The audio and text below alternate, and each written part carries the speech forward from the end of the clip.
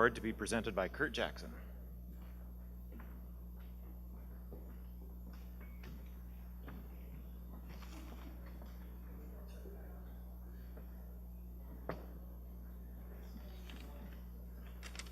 Thanks, Al. On behalf of the Board of Directors of the Montana Trial Lawyers Association, it is my great honor to present the 2015 Career Achievement Award to my friend and mentor, Zander Blewett.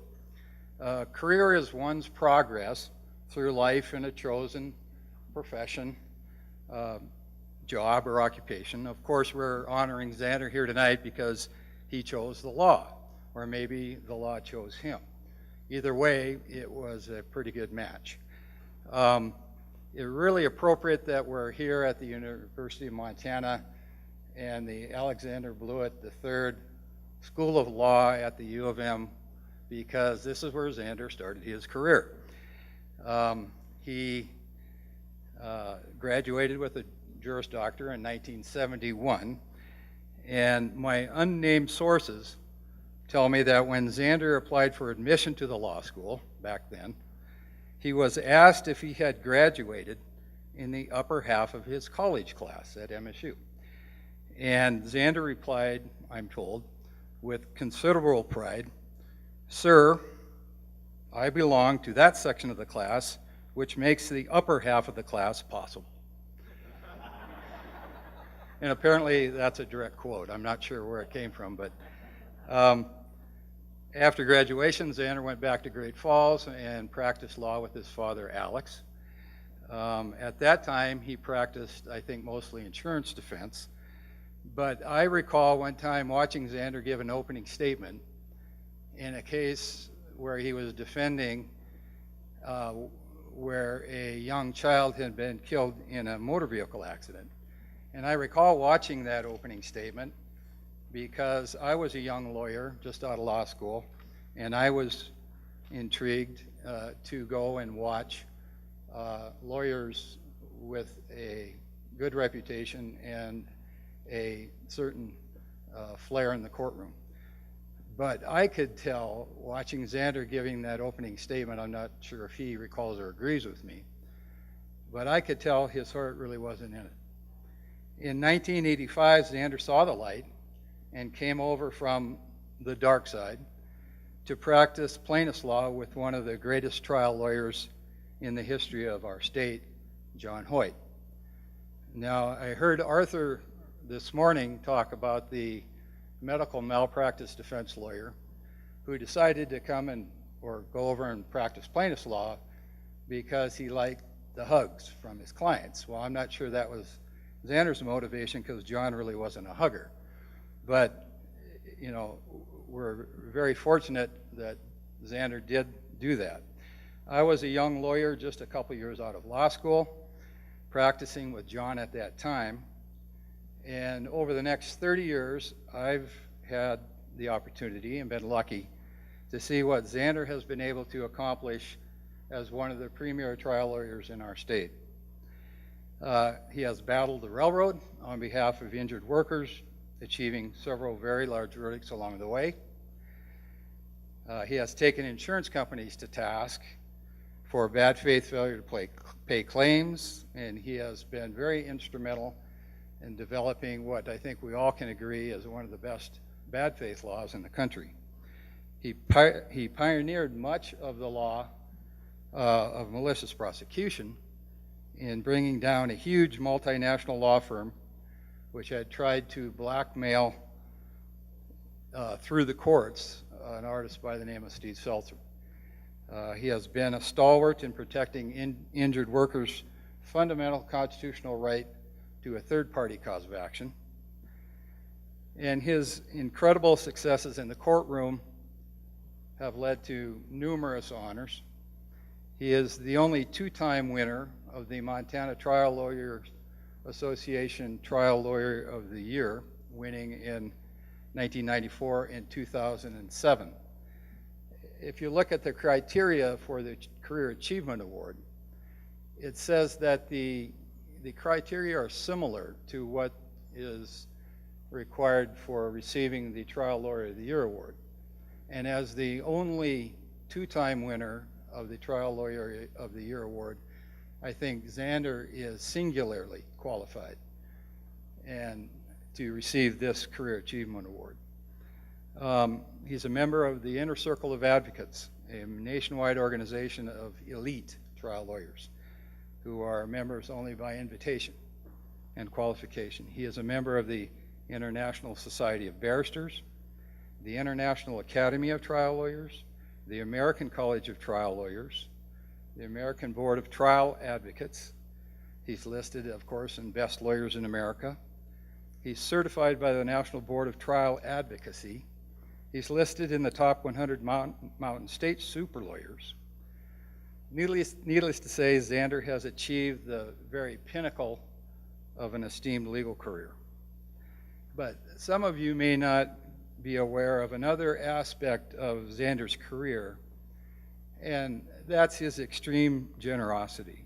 And I'm not talking only about the most recent gift to the law school.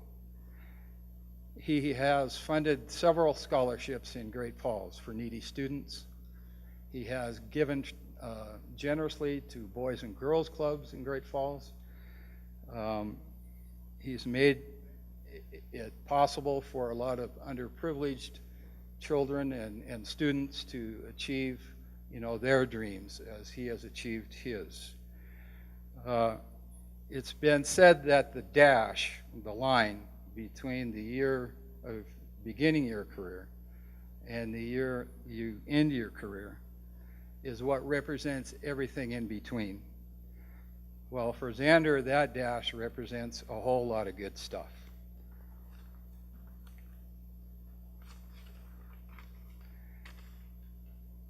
He has spent his career protecting the rights of the individual, protecting the integrity of the jury system. And finally, before I ask Zander to come up here and accept this very handsome plaque, I want to commend the MTLA Board of Directors for honoring someone like Zander who has given so much to this organization.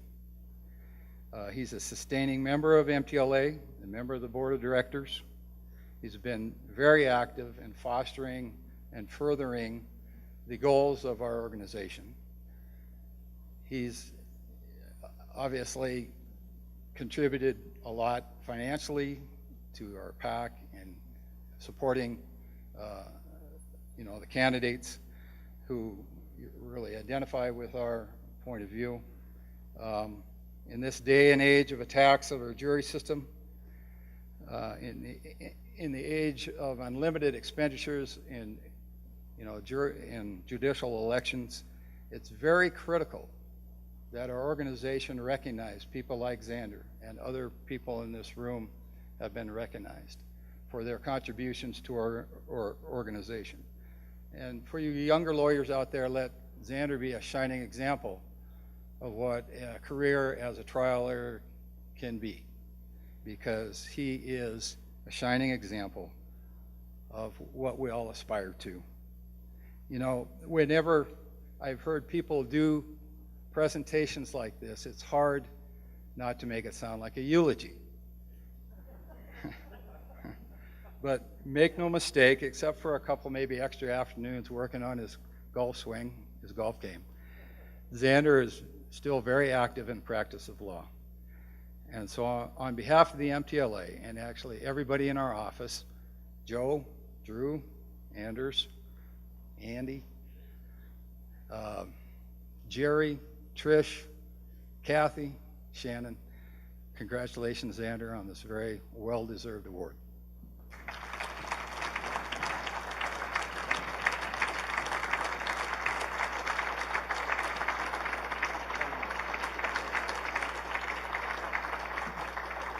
Cheat sheet.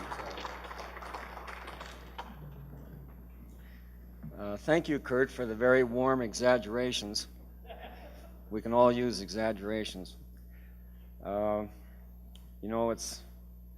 kind of interesting. Kurt mentioned that this is a Career Achievement Award. I'm going to accept this award with the idea that there's an asterisk on it. It's a mid-career achievement award because we've got a lot of people left to help, a lot of work to do, and I'm far from done if nature cooperates with me. So you all heard Arthur today say that a story better be about the listeners or they won't be listening. And so I'm going to breathe on the embers of thought here a little bit, and you folks decide if any of this has anything to do with you. It might help you listen. There are a few of you in here, there are some, that went to law school in the era that I did when Robert Sullivan was the dean. Robert Sullivan was a quite conservative fellow, and his main mantra, and he was also a professor, but his main mantra was the law is a jealous mistress. And that's what he said time and time again. And it can be, but it doesn't have to be. Excuse me. It doesn't have to be, and it shouldn't be. Some of us have fallen prey to that, some of us haven't. But it's important that all of you keep this in mind. I dedicated my life to being a trial lawyer, but I had 3 exceptions. Very, very strong exceptions to dedicating your life to being a trial lawyer. Number 1, my great wife, Andy. She's been with me through thick and thin, and I always made an effort to make sure that my dedication to the practice of law did not disrupt a wonderful relationship. I was successful in that. The next point, number 2, our 2 fine sons. Andy and I spent our life providing time for those kids. As much time as we possibly could. It took some time management when I'm in the middle of a trial, but we were both successful in doing that, and look what we got. That's number 2. Number 3, way, way more vague, subtle, are hobbies. It's very, very important that you have a hobby, or several hobbies, like I do.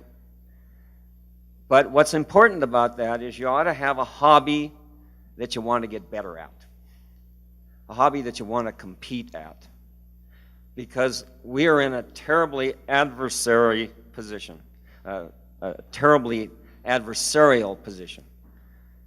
You're going to get your ass kicked sometimes. You're going to win sometimes. Hopefully you're going to win more than you're going to lose.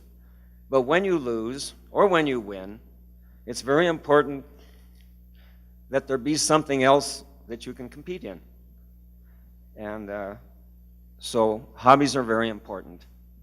And if you don't have one and you want to be a good trial lawyer, go out and get yourself one.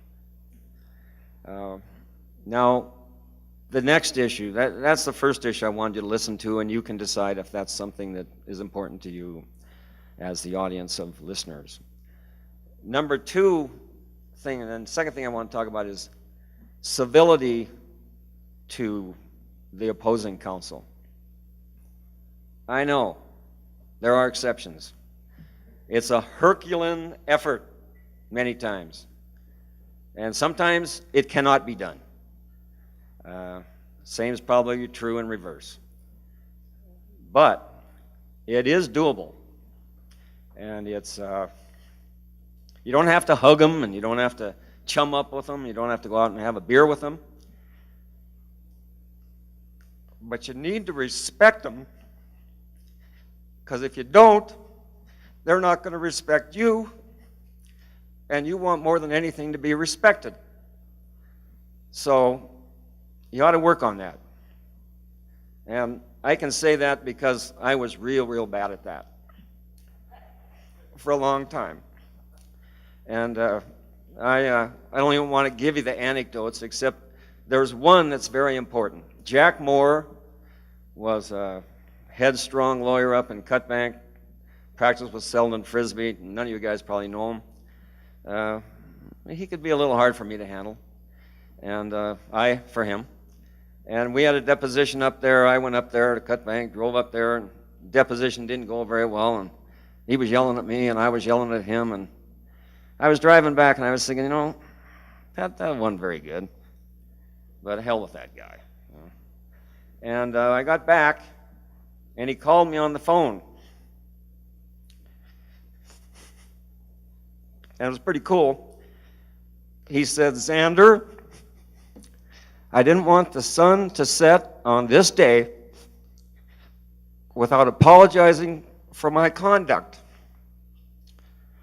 And I said, Jack, that's very nice, but your conduct compared to my conduct was a pimple on an elephant's ass. And that made a big impact on me. And I think everybody ought to pay attention to that, because that's a problem. We're in an adversarial situation, and a lot of times we don't act like a saint. We have good intentions, but a lot of times we don't do what we need to be doing. So that's the second point. And the third point is, and it's been mentioned by several, with Citizens United, money in politics, Fox News. I don't know if any of you are Republicans, but if you are, maybe better.